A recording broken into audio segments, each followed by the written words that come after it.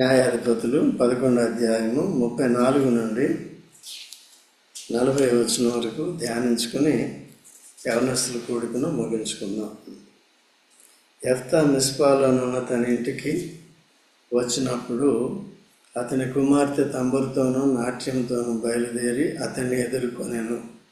ఆమె గాక అతనికి మగ సంతానమే కానీ ఆడు సంతానమే కానీ లేదు. ఇక్కడ అంతకుముందు పై వచనాల్లో గత వారంలో ఏం చూసాం మనం? ఆయన అనాలోచితమైన మొక్కుబడి చేశాడు, ఉద్రేకంతో చేశాడు. దేవుడే తను ఏర్పరచుకుని, దేవుడే తన ప్రజల్ని అమ్మోనీయుల నుంచి విడిపించాలని దేవుడే కోరుకున్నప్పుడు మనం ఇన్ని మొక్కుబడి చేసుకోవటం అవసరమా? దేవుని ఇన్ని పరీక్షలు పెట్టడం అవసరమా? అట్లా లేదు. అందుకనే ఓవర్ జలస్గా ఉండకూడదు. చూడండి, ప్రసంగి గ్రంథం 7:16 త్వరగా చదవండి. తీసిన వాళ్ళు ఆన్లైన్ కానీ ఆఫ్లైన్ కానీ. ప్రసంగి 7:16. అధికముగా నీతిమంతుడివై ఉండకము,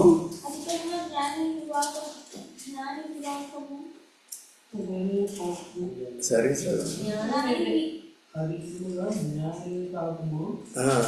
అధికముగా నీతిమంతుడై ఉండకము, అధికముగా జ్ఞాని కాకము. నిన్ను నీవే, నువ్వు నన్ను నేను నిన్ను అంటాను. నిన్ను నీవే, నిన్ను నీ వేళ కాదు వేళ నాశనం. ఇక్కడ ఏముంటుంది? అధికముగా నీతిమంతుడు వద్దు, అధికముగా జ్ఞానివి. ఇవన్నీ కూడా ఎవరిలో ఉన్నాయి? కదా. మనం కూడా ఓవర్ రైచియస్నెస్ అన్నమాట. ఏదైనా సరే లిమిట్లో ఉండాలి. ఎక్కువ అవ్వద్దు, తక్కువ అవ్వద్దు. అట్లా ఈయన చేసుకుంటే ఎంత ఇబ్బంది వచ్చిందో చూడండి. ఇప్పుడు ఒకవేళ దేవుడికి ఇచ్చిన మాట నెరవేర్చకపోతే దేవుని సన్నిధిలో ఉండటానికి హక్కు లేదు, వీలు లేదు, బాధ్యత కదండి. నెరవేర్చాలంటే ఇప్పుడంటే కూతుర్నే చంపారు. ఎంతమంది కూతుర్లు ఉన్నారు? ఒక్కటే. ఎంతమంది మగపిల్లలు ఉన్నారు? ఎవరు లేరు. ఒక్కతే అల్లారు ముద్దుగా పెంచుకుంది కదండి. తండ్రిని కూడా అంతగా ప్రేమించింది, దేవుణ్ణి కూడా అంతగా ప్రేమించింది కదా. అంత భక్తి కలిగింది. కాబట్టి ఇక్కడ ఏం జరిగిందంటే లేదు. కాబట్టి అతడు ఆమెను చూచి తన బట్టలు చింపుకొని, అయ్యో నా కుమారి, నీవు నన్ను బహుగా కృంగజేస్తేవి, నీవు నన్ను తల్లడింపజేయ వారిలో ఒకటివై ఉన్నావు. నేను యెహోవాకు మాట ఇచ్చున్నాను కనుక వినతీయ. చూసే వచ్చినండి ఇంటికి వచ్చే వరకు కూడా ఎంతో విజయానందంతో వస్తున్నారు, డప్పులు కొట్టుకుంటూ వస్తున్నారు కదా, భజంత్రీలతో వస్తున్నారు, సంతోషం. ఇంటికి వచ్చేటప్పటికి ఎవరు ఎదురొచ్చారు? సో ఆ సమాచారం వీళ్ళు కూడా తెలిసింది. తెలిసేటప్పటికి ఏమో రెడీ అయింది తండ్రిని రిసీవ్ చేసుకోవటానికి, సంతోషంతో రిసీవ్ చేసుకోవటం. ఆయన కొద్దిగా ఆలోచించాలి కదా. ఏమైనా కోడి కుక్క వస్తుందా? ఒకవేళ నా కూతురు వచ్చేస్తుందని అనుకోవచ్చు కదా, లేకపోతే నా భార్య వచ్చేస్తుందేమో అనుకోవచ్చు కదా. ఏదైనా సరే అవసరం అండి అది. ఈ మొక్కుబడి చేసుకోకపోతే దేవుడు ఎవడా విజయం? క్రీస్తు యేసులో మనం ఏం చేయవలసింది లేకుండా మన పాపాలన్నిటి కొరకు, పాపం మీద, సాతాను మీద, మరణం మీద విజయం ఇవ్వడానికి యేసు ప్రభు లోకానికి వచ్చి మన పాపముల కొరకు సెలవులో చనిపోయి సమాధి చేయబడి తిరిగి వేశాడు. దాన్ని విజయోత్సవం అంటారు. యేసు ప్రభు ఏం చేశాడండి? సాతానుడు అప్పటి వరకు కూడా అతిశయించాడు. శిలువ మీద వేలాడినంత వరకు అతిశయించాడు, చనిపోయే వరకు కూడా అతిశయించాడు, సమాధి చేయబడే వరకు అతిశయించాడు. తిరిగి లేచిన తర్వాత వాడు పడిపోయాడు. ఎవరు నెగ్గారు? యేసు ప్రభు. ఇప్పుడు యేసుక్రీస్తు ప్రభు మీద విశ్వాసం ఉంచిన వారందరికీ ఏమొస్తుంది?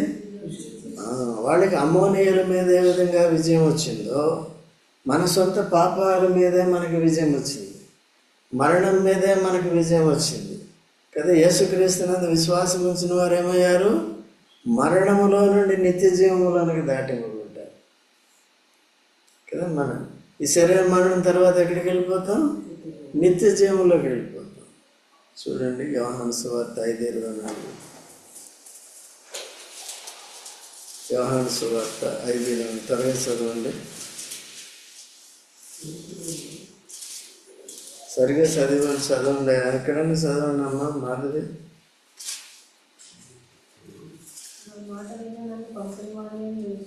నా మాట విని నన్ను పంపిన వారిని విశ్వాసం ఉంచిన వాడు నిత్య జీవం గలవాడు,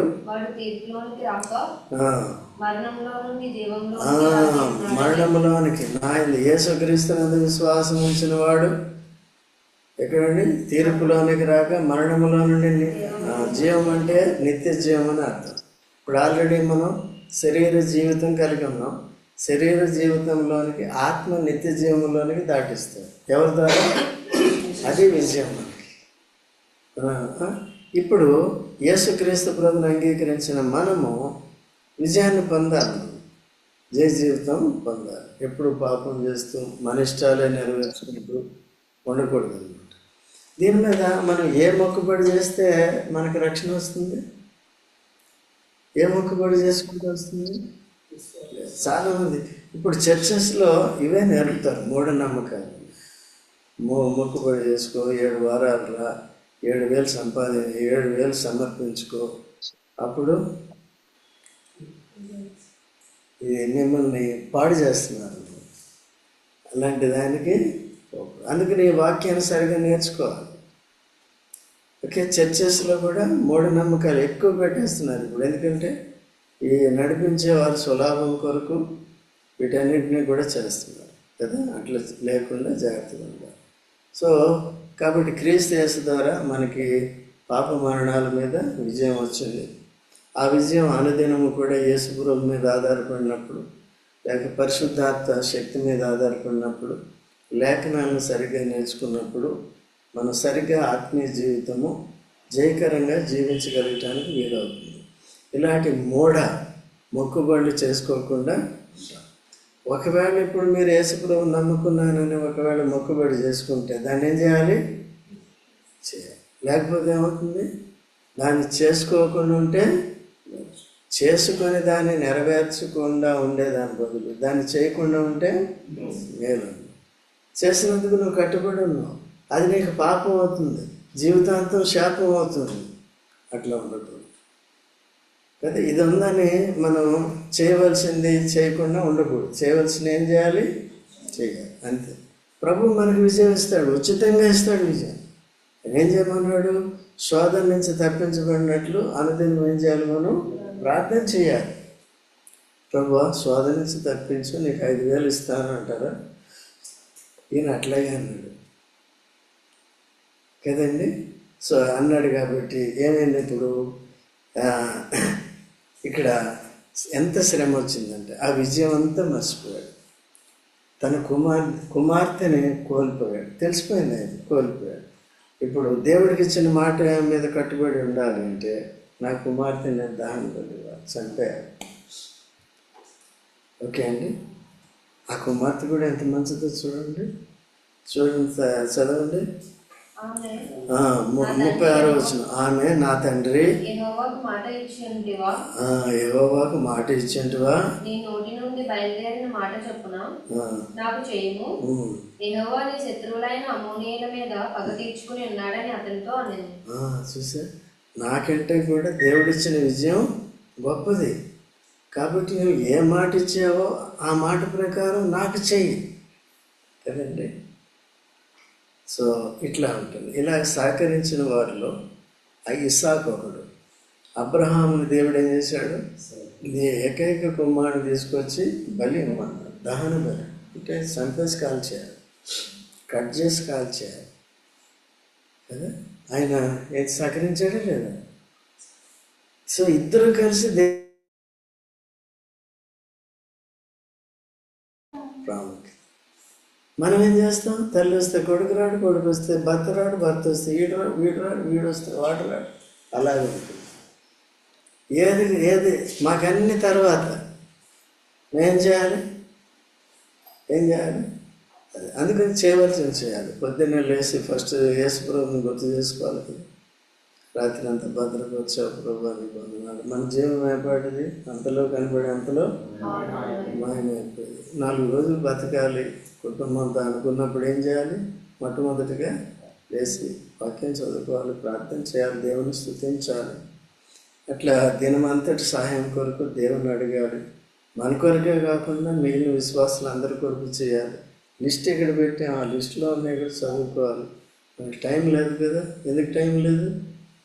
we don't have time because we are lazy and we wake up late, not early. ఎప్పుడు లేస్తాం మనం? ఎవరినైనా అడగండి, ఆఫ్టర్ 7. ఓకేనా?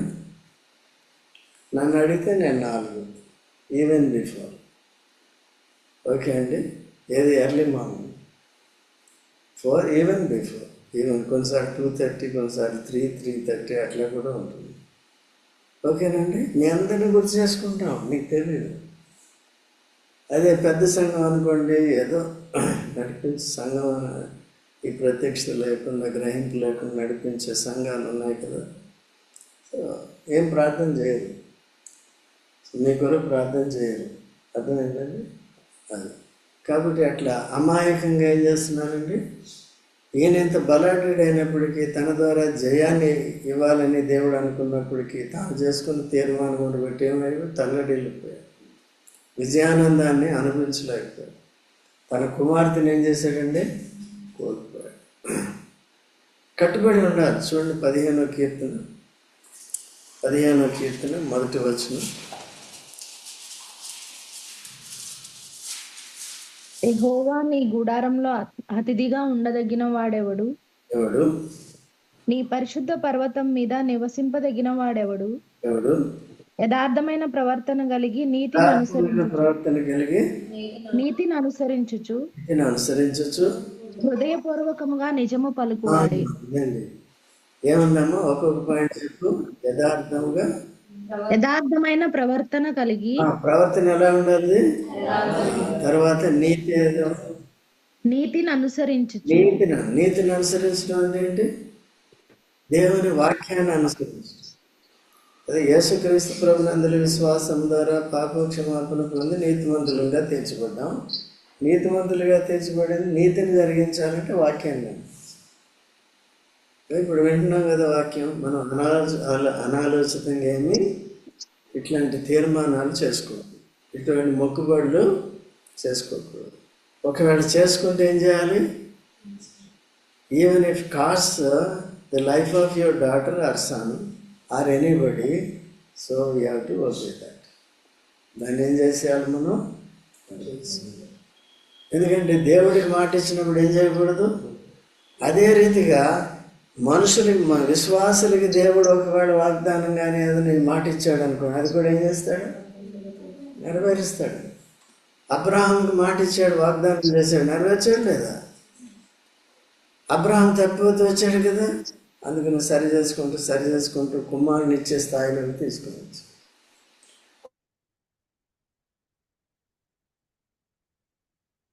భక్తి పెద్దవాళ్ళకి అనుకోవద్దు. ఎప్పటి నుంచి మనం మలచబడాలి? ఏం బాల్యం ఉండే కదా, ఈ ప్రాయం ఉండే. ఇప్పుడు కూడా క్రమశిక్షణ ఉండాలి. ఒక వారం వస్తే ఒక వారం లేకపోతే నీతి బాప్తిజం తీసుకోకపోతే దేవుని నీతిని నెరవేర్చినట్టే. యేసు ప్రభువు ఏం తీసుకున్నాడు? ఎందుకు తీసుకున్నాడు? నీతి, దేవుని నీతి. అది దేవుడు చెప్పాడు కదా, చేయాలి.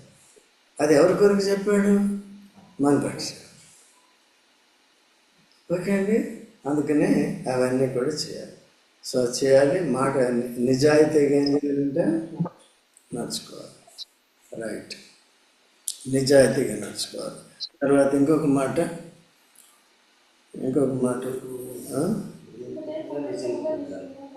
అది అయిపోయింది. 37వ వచనం. మరియు ఆమె నా కొరకు చేయవలసింది ఏదనగా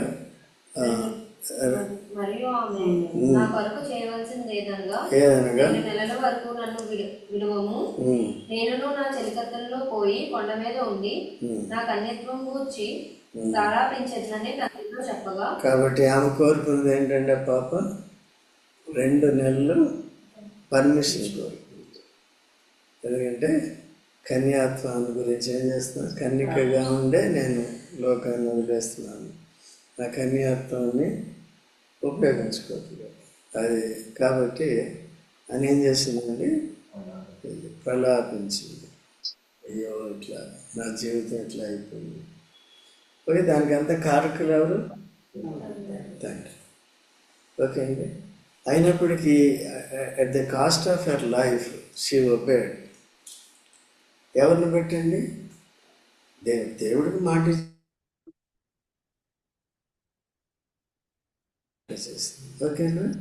రోజుల్లో మనం కూడా ఇట్లా రిలేషన్స్ అట్లా కలిగి ఉండాలి. ఓకేనా? తండ్రికి కూడా భక్తిగా ఉండాలి, తల్లి కూడా భక్తిగా ఉండాలి. అలాగే పిల్లలు కూడా భక్తిగా ఉండి ఒకరికొకరు ఏం చేయాలి? తండ్రి ఒక టైంలో వస్తాడు, తల్లి ఒక టైంలో వస్తుంది, కుమార్తె ఒక టైంలో వస్తుంది. మీటింగ్లో వచ్చినప్పుడు కలిసి రారు. కొడుకు ఒక టైంలో వస్తాడు, కలిసి రారు. అక్కడ ఒకళ్ళు ముందు నువ్వు వెళ్ళిపో, నేను వస్తానని ఒకళ్ళు, వాళ్ళు వెళ్ళిన తర్వాత కొడుకు నువ్వు ఇంకో 10 నిమిషాలు అట్లే రావద్దు. ఏం చేయాలండి? కలిసి రావాలి, కలిసి నేర్చుకోవాలి, భక్తి జాగ్రత్తగా ఉండాలి. తర్వాత చదువమ్మ 38వ వచనం. ఆ 2 నెలల అంతమున ఆమె తన తండ్రి యొద్దకు తిరిగి రాగా అతడు తాను మొక్కుకొని నా మొక్కుబడి చొప్పున ఆమెకు చేశాడు. 2 నెలలు అయిన తర్వాత చేశాడా లేదా? ఎందుకు చేశాడంటే అది క్రూరత్వంగా ఉంటుందని ఇక్కడ రాయలేదన్నమాట. ఓకే, తర్వాత దహన బలి అర్పించాడు. తర్వాత పురుషుని ఏం చేయలేదండి? ఎరగనే లేదంటే డౌట్ లేదన్నమాట. ఓకే అండి. ఆ 2 months కూడా ఏం చేసిందండి? పవిత్రంగానే ఉంది. 2 months ముందు ఎట్లా ఉందండి? పవిత్రంగా. అంటే ఇప్పుడు ఏం చేసిందండి? తాను పవిత్రంగా అర్పించు. మనం కూడా దేవుడు మనల్ని పవిత్రం కాదు, పవిత్రపరిచాడు. కాబట్టి మనం ఇప్పుడు ఏం చేయాలంటే చూడండి, రోమా 12:1.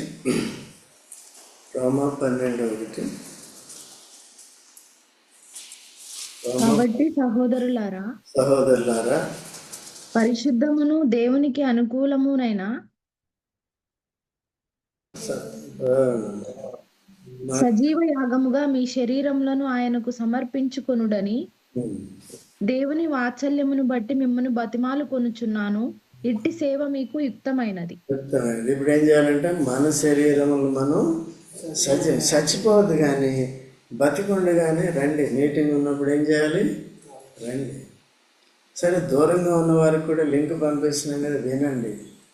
శ్రద్ధ ఉండదు. దేవుని మాట ఏం చేయాలి? మనం వినాలి, నేర్చుకోవాలి. నేర్చుకున్నప్పుడు ఈ అనవసరమైన మొక్కుబడులు, పనికిరాని మాటలు ఏమవుతాయి?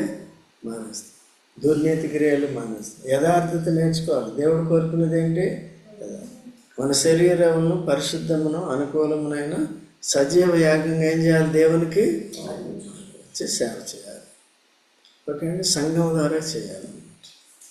ఓకే, వారం అంతా ఏం చేస్తాం? వారం అంతా మన శరీరాల్ని ఎవరికి అప్పగిస్తాం? దయ్యానికి. ఎవరికి అప్పగిస్తాం మనకే తెలియదు. ఓకే, అట్లా ఉండదు. ఓకేనండి. ఈ అమ్మాయి యెఫ్తా కుమార్తె ఎట్లా ఉంది? ఎంతో భక్తి కలిది కదా. తన లైఫ్ను సాక్రిఫైస్ చేసుకుంది. ఎందుకండి? తన తండ్రి నిమిత్తం. తండ్రి దేవునికి మాట ఇచ్చాడు కాబట్టి ఇట్లా సహకరించింది. కాబట్టి he could pay his vow. ఆయన చేసిన మొక్కుబడిని చెల్లించి దేవుడికి ఇచ్చిన మాట నిలబెట్టు. అంటే దేవుడు తనకిచ్చిన విజయం యొక్క ఖరీదు ఎంత అండి? కుమార్తె ప్రాణం. బాగా చెప్పాం. మనకి దేవుడిచ్చిన క్రీస్తులో ఇచ్చిన విజయం ఖరీదు ఎంత అండి? యేసుక్రీస్తు ప్రాణం పెట్టినంతగా ఏం చేశాడు? మనల్ని ప్రేమించాడు.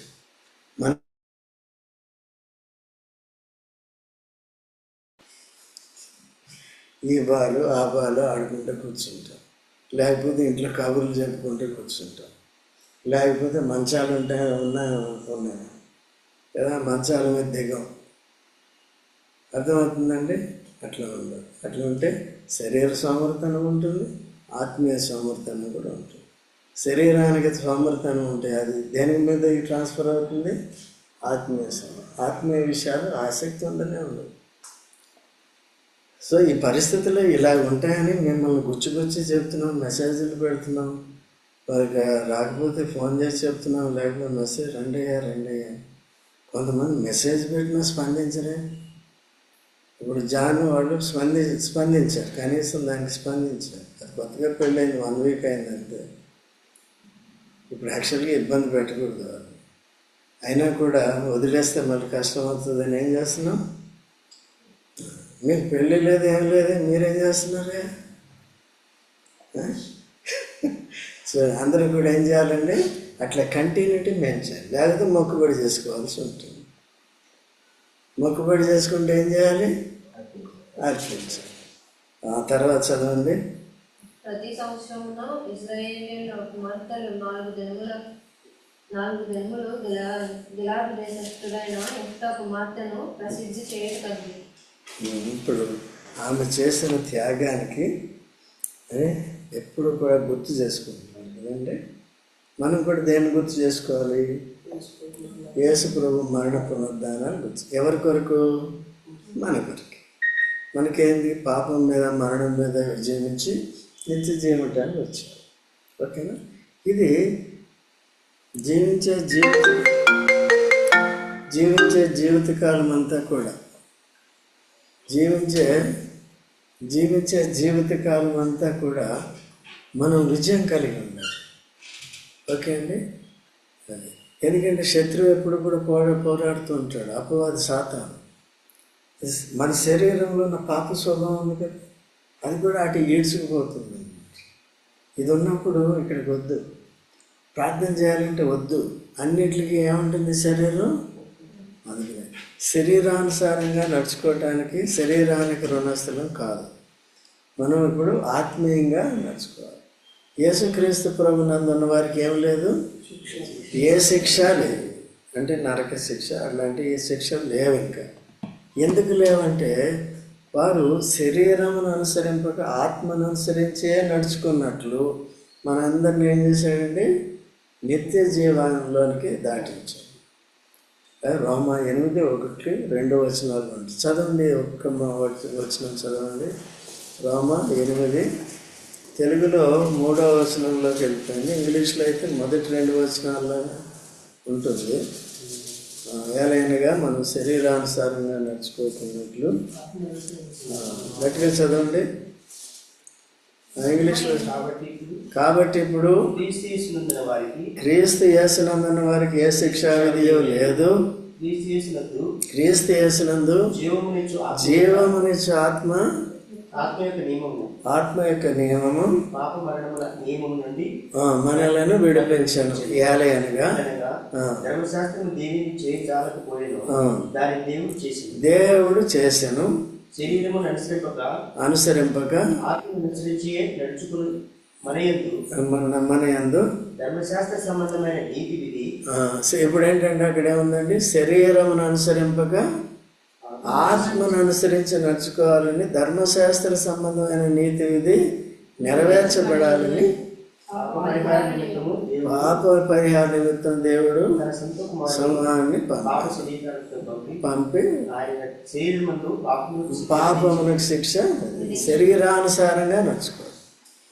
కానీ ఎవరైతే ఆత్మీయ విషయాలు లేచినప్పటి నుంచి కూడా నెగ్లెక్ట్ చేస్తున్నారో, నిర్లక్ష్యం చేస్తున్నారో వారంతా ఆత్మను అనుసరించి నడుచుకునేవారు.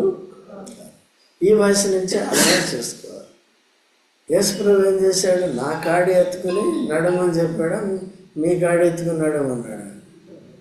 యేసుప్రభు కాడి ఎత్తుకోకపోతే మనం సాతాను కాడి ఎత్తుకున్నట్టు. కాడి అంటే ఏంటంటే సబ్జెక్షన్లో ఉంటాం. ఒక పక్కనే యేసుప్రభు ఉంటాడు, ఒక పక్కన ఎవరు ఉంటాడు? మనం ఉంటాడు. ఒక పక్కన మనం. కాడి దేని మీద వేస్తారు? ఎద్దులే. అది బండి నడిపించేటప్పుడు 2 ఎద్దులు ఉంటాయి. అరక దున్నేటప్పుడు 2. వెనక అయ్యగారు ఉంటాడు కర్ర పట్టుకుని, కొడుతూ ఉంటాడు, నాడు అంటే ఈయన సబ్జెక్షన్లో ఉండాలి. ఉండి బరువు అంతా ఏమయ్యాలి? ఓ పక్కన మనం ఉన్నప్పుడు భారం అంతా యేసు ప్రభు భరిస్తాడు, మన ఊరికే నడుచుకోవాలి. అంటే క్రీస్తు యేసు యొక్క సబ్జెక్షన్లో ఉండాలని అర్థం. భారం అంతా భరించేది ఎవరు? ప్రయాసపడి భారం మోసిన సమస్తమైన వాళ్ళ నా దగ్గర నా దగ్గర రండి, విశ్రాంతిని ఇస్తాను అంటే మీ భారాన్ని అంతటి నేను భరిస్తాను. ఓకేనా? కాబట్టి మనం జాగ్రత్తగా ఉండి మొక్కుబడి ఏం చేయక్కర్లేదు, కానీ దేవుని వాక్యం మనం ఏం చేయమంటుందో, ఏ ఏ వర్తమానాలు అయితే మనం వింటున్నామో అవేం చేయాలి? మనం నెరవేర్చాలి, అభ్యాసం చేసుకోవాలి. అప్పుడప్పుడు తప్పిపోతూ ఉంటాం, అయినప్పటికీ అదే అలవాటు చేసుకోవద్దు అన్నమాట. ఓకేనా? మమ్మల్ని పెట్టింది దేని కొరకు? మిమ్మల్ని జస్ట్ పురుగొల్పటానికి అన్నమాట. అందుకు నేను రాకపోతే ఎందుకు రాలేదు అనేది ఎందుకు? అది లోకంలో నీకెందుకు అంటే నువ్వేమో జీతం ఇస్తున్నావు అంటే కదా. జీతం ఆల్రెడీ మీరు పొందారు. ఎవరి ద్వారా పొందాం? అందుకని అడుగుతారు. అర్థమైందంటే ప్రార్థన చేసుకో.